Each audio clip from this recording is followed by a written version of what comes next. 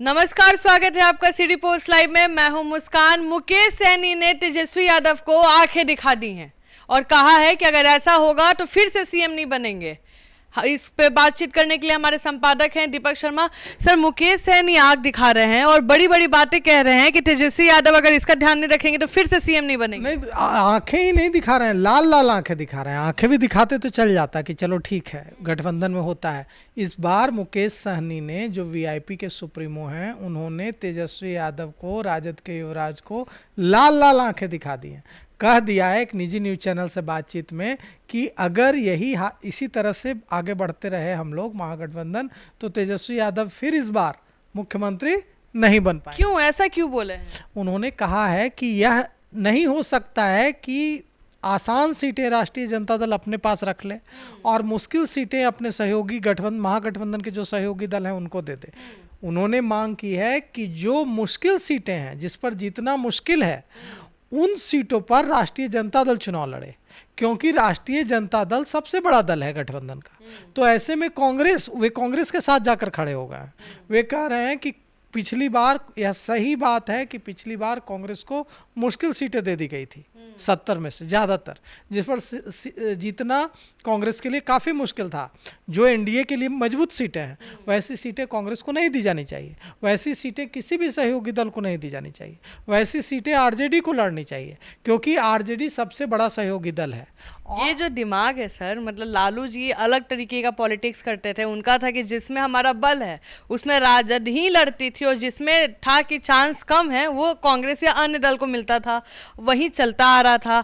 अचानक से सबके पास इतना मतलब इतना मास्टर्स चौक कैसे खेलने लगे कि सबने बोला कि टफ दो राजद को। अब मतलब पूरा पाला कैसे बदल गया? नहीं, इसलिए क्योंकि मुकेश सहनी के दोनों हाथों में लड्डू है। मुकेश सहनी को दिक्कत नहीं है कि हाँ, अगर तेजस्वी यादव नाराज हो जाएंगे, महागठबंधन छोड़ना पड़ेगा तो कहाँ जाएंगे। बीजेपी उनको मौका देने के लिए तैयार है, बीजेपी उनको एनडीए में लेने के लिए तैयार है और भारतीय जनता पार्टी ने उनको केंद्र में राज्य मंत्री बनाने का ऑफर भी दिया है। अब राज्य मंत्री बनाएंगी अगर भारतीय जनता पार्टी, तो वे सांसद तो है नहीं मुकेश सहनी, मतलब राज्यसभा की सीट भी देनी होगी। मतलब भारतीय जनता पार्टी उनको राज्यसभा भेजेगी, भारतीय जनता पार्टी उनको केंद्र में मंत्री बनाएगी और 4-5 सीटें, 6 सीटें भी बिहार में देगी उनकी पार्टी को। लेकिन मुकेश सहनी तो 60 सीटों की बात कर रहे हैं और डिप्टी सीएम की बात कर रहे हैं। और उन्होंने इतना ही नहीं कहा है, उन्होंने कहा है कि सिर्फ मुख्यमंत्री कैंडिडेट घोषित नहीं किया जाना चाहिए, बल्कि डिप्टी सीएम कौन होगा यह भी घोषित किया जाना चाहिए। मतलब अपने लिए जो होता है खुद निकाल रहे हैं कि भाई डिप्टी सीएम पहले फेस बताइए फिर सीएम का बात होगा। नहीं, दोनों बताइए। वे ऐसा नहीं कह रहे हैं कि डिप्टी सीएम में तो तेजस्वी यादव ही दिख रहे हैं सर। कहाँ दिख रहे हैं? यही तो बात है। देखिए, कांग्रेस राजद पीछे हटने को रेडी नहीं है। अगर हम राजद की बात करें तो बोल रहे सबको तो पता ही है तेजस्वी यादव है। अगर हम कांग्रेस में अखिलेश सिंह की बात करें तो बोलते हैं कि सीएम तेजस्वी नहीं बनेंगे तो हम लोग बनेंगे, सीधे बोलते हैं। तो अखिलेश सिंह इसीलिए अध्यक्ष नहीं है ना। अखिलेश सिंह को जो अध्यक्ष पद से हटाया गया बिहार कांग्रेस कमेटी के, यही आरोप लगाकर हटाया गया ना कि वे लालू के बहुत भरोसेमंद हैं और वे लालू प्रसाद यादव जो हैं राजद सुप्रीमो, उनके साथ काम कर चुके हैं उनकी पार्टी में, उनकी पार्टी से सांसद रह चुके हैं, मंत्री रह चुके हैं केंद्र में। तो ऐसे में अगर वे अध्यक्ष रहते हैं चुनाव के दौरान तो इससे लालू डिक्टेट करेंगे कांग्रेस को। इसीलिए इसी आरोप के लिए मजबूत तो थे अखिलेश सिंह अध्यक्ष के रूप में, लेकिन उनको हटा दिया गया। इसीलिए हटाया गया क्योंकि कांग्रेस चाहती है अपने पैरों पर खड़ा होना। इसीलिए राहुल गांधी 5 महीने में 4 बार आ रहे हैं। इसीलिए राहुल गांधी पसीने, इस भीषण गर्मी में, जब हम लोग एसी में बैठे हुए हैं उस समय राहुल गांधी इस भीषण गर्मी में सड़क पर 3-3 किलोमीटर पैदल चल रहे हैं अपने काफिले को रोक दिए जाने के बाद। अंबेडकर हॉस्टल में जाकर अंबेडकर की फोटो घुमा रहे हैं, क्योंकि वे चाहते हैं कि बिहार में अपने पैरों पर खड़ा किया जाए। लेकिन अब आते हैं मुकेश सहनी पर। मुकेश सहनी कह रहे हैं कि मुख्यमंत्री चेहरा अगर बिना घोषित किए जाएंगे तो महागठबंधन खत्म हो जाएगा, तो हम लोगों के जीतने की संभावना कम हो जाएगी। कांग्रेस और माले कह रहा है कि हम पहले चुनाव लड़ लेंगे, चुनाव लड़ने के बाद जिस पार्टी के ज़्यादा विधायक होंगे स्वाभाविक तौर पर राष्ट्रीय जनता दल ज़्यादा सीटों पर लड़ेगा तो उसके ज़्यादा विधायक होंगे, उसके जो विधायक दल के नेता होंगे उनको हम मुख्यमंत्री बनाएंगे। लेकिन एक बार भी यह नहीं कहे कि तेजस्वी यादव सीएम कैंडिडेट होंगे, तेजस्वी यादव सीएम। क्या कृष्णा अल्लावरू ने ऐसा कहा? क्या बिहार कांग्रेस कमेटी के अध्यक्ष राजेश राम ने ऐसा कहा? मुकेश सहनी चाहते हैं कि नाम घोषित हो। आज उन्होंने जो संकेत दिया है वह भी साफ है कि तेजस्वी यादव को सीएम कैंडिडेट घोषित किया जाए और मुझे डिप्टी सीएम घोषित किया जाए। वे इसके लिए तैयार नहीं है कि सिर्फ तेजस्वी यादव को सीएम कैंडिडेट घोषित कर दिया जाए और डिप्टी सीएम का फैसला बाद में हो। वो कह रहे हैं कि नहीं, दोनों का फैसला साथ में होना चाहिए। सीएम कौन होगा यह भी ऐलान कीजिए और डिप्टी सीएम मुकेश सहनी होगा यह भी ऐलान कीजिए। लेकिन सर उनके जितने भी हमने इंटरव्यूज देखे हैं अन्य चैनल पे, उसमें कहीं ना कहीं मुकेश सहनी का कहना है कि कांग्रेस का जो जनाधार है या कांग्रेस का जो वो गोलबंदी करती है और राजद जो करती है वो सेम है। राजद का भी एमवाई है, अब कांग्रेस के पास भी एमवाई है, क्योंकि जो जनरल है वो सारे एनडीए की तरफ जा चुके हैं। तो कांग्रेस और राजद जो सीट पे लड़ रहे हैं वो लोग अपने में डिसाइड करें, लेकिन जो सीट है जो हमारा है वो हमें वापस कर दे। जैसे उन्होंने कहा है कि पटना साहिब से हमको पता है कि हम जीत जाएंगे, तो कांग्रेस को नहीं देने वाला सीट है। मतलब सीट में अभी भी कहीं ना कहीं दिक्कत आ रही है, क्योंकि कांग्रेस भी बोल रहा है कि हम भी खड़ा करेंगे, माले वीआईपी के बोल रहे हैं हम भी खड़ा करेंगे, और राजद बोल रहा है कि हम खड़ा करेंगे। जहां जीतने के चांसेस है वहां सब तो अपना बोलबाला बता ही रहे हैं। देखिए, उन्होंने कई नाम लेकर कहा है जिलों का, और इससे विवाद बढ़ेगा। आज जो एक तरह से महागठबंधन में जो विवाद जारी था मुस्कान जी, उसको और बढ़ा दिया है। पटना साहिब, समस्तीपुर, दरभंगा। अब दरभंगा को लेकर उन्होंने कहा है कि दरभंगा में देखिए 10 सीटों में से 9 सीटों पर महागठबंधन हार गया था पिछली बार। तो और अगर मुझे 9 में से ज़्यादातर सीटें दे दी जाए मेरी पार्टी को, तो हम सीटें जीत कर दिखा देंगे। जैसा कि आपने जिक्र किया पटना की सीटें वे कह रहे हैं कि कांग्रेस नहीं जीत सकती है, हम जीतेंगे। तो वे अगर कोई व्यक्ति मीडिया में आकर, एक पार्टी का प्रमुख मीडिया में आकर इतनी बड़ी बातें कह रहा है, मतलब साफ है कि मुकेश सहनी को यह चिंता नहीं है कि तेजस्वी यादव नाराज होंगे, महागठबंधन के नेता नाराज होंगे या खुश होंगे, क्योंकि उनके पास ऑप्शन खुला है। दिक्कत यही है कि वे केंद्र में कैबिनेट मंत्री का पद मांग रहे हैं और उन्हें ऑफर किया जा रहा है राज्य मंत्री का पद। उन्होंने हामी भर दी है कि अगर उनको राज्यसभा सांसद बनाया जाता है, केंद्र में कैबिनेट, जो हमारे सूत्र बता रहे हैं कि उनकी मुलाकात हुई थी भारतीय जनता पार्टी के बिहार के प्रदेश अध्यक्ष दिलीप जायसवाल से, और दिलीप जायसवाल ने मुलाकात के दूसरे दिन इशारा भी किया था कि महागठबंधन का एक दल हमारे साथ आने जा रहा है, हमारी बातचीत चल रही है। हालांकि उसके बाद मुकेश सहनी सामने आए थे और उन्होंने इसका खंडन किया था, लेकिन सूत्र तो सूत्र हैं।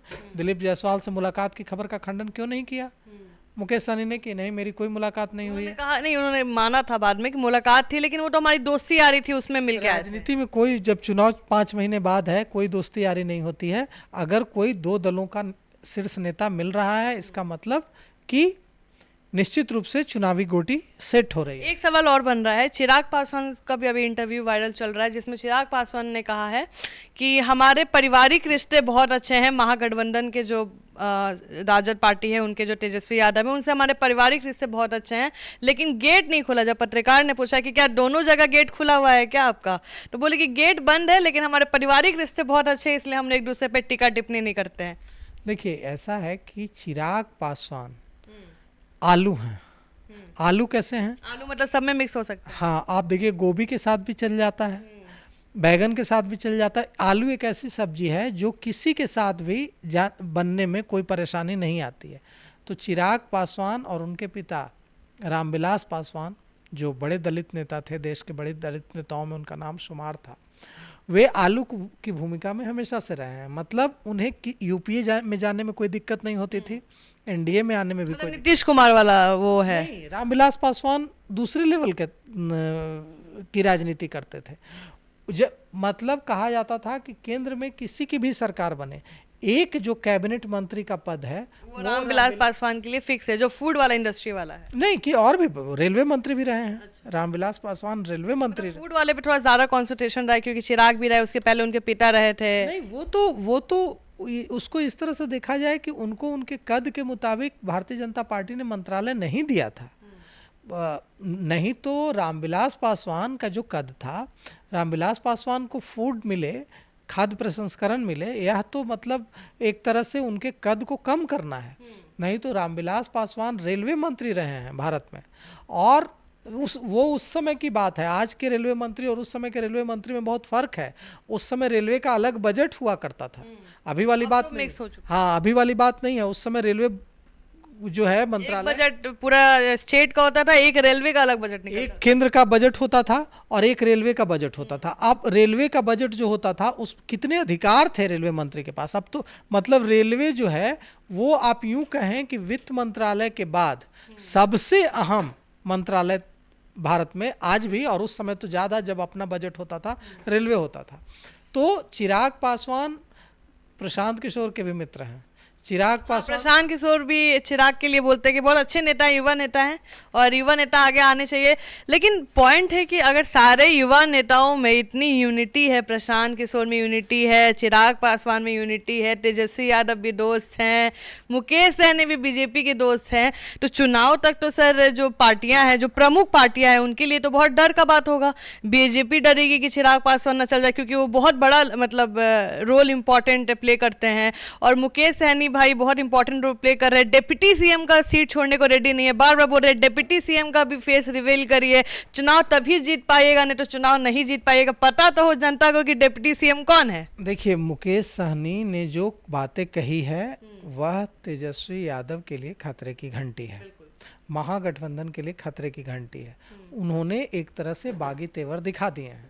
मुकेश सहनी ने कह दिया है कि देखिए, टफ सीटें राष्ट्रीय जनता दल लड़े, और जिन सीटों पर जीतने की संभावना ज़्यादा है उसे कांग्रेस को दी जाए, और उन सीटों को दी जाए वीआईपी को, उनकी पार्टी को। अब तेजस्वी यादव कहाँ मानेंगे इस बात को? लालू प्रसाद यादव, कांग्रेस को भी सर कहीं ना कहीं मुकेश सहनी भाव कम देते हैं, क्योंकि उनके इंटरव्यू में ऐसा दिखा है। उन्होंने कहा है कि जो जिसके लिए राजद लड़ती है वहीं वोट कांग्रेस का भी है, तो दोनों अपने में टफ टफ सीट ले ले, क्योंकि 70-70 सीट तो कांग्रेस भी मांग रही थी। उन्होंने ऐसा नहीं कहा है। उसको अगर विश्लेषण करें हम लोग, तो उसको गहराई से अगर देखेंगे आप, तो उन्होंने कहा है कि मुकेश सहनी ने साफ साफ कहा है कि कांग्रेस को पिछली बार ज़्यादा टफ सीटें दे दी गई थी, उन टफ सीटों में से कुछ सीटें हम भी लेने के लिए तैयार हैं। यह ठीक नहीं है कि एक पार्टी को सारी टफ सीटें दे दी जाए। तो वो जो कांग्रेस को पिछली बार 70 सीटों में से ज़्यादातर वैसी सीटें दे दी गई थी जो बहुत मुश्किल है जिन पर जीतना, वैसी कुछ सीटें हम भी लेने के लिए तैयार हैं। लेकिन उनका कहना है कि ये जो टफ सीटें हैं, जो पिछली बार बड़ा हिस्सा उन टफ सीटों का जहां एनडीए बहुत मजबूत है वो कांग्रेस को दे दिया गया था, उसमें से कुछ ही हम लेंगे, सिंगल डिजिट में 5-6 लेंगे। उसमें से ज़्यादातर सीटें राष्ट्रीय जनता दल को लेनी चाहिए, क्योंकि राष्ट्रीय जनता दल कहता है कि हम बड़ा प्लेयर हैं, हम जो है सबसे बड़े सहयोगी दल हैं, तो ताकत भी दिखानी चाहिए।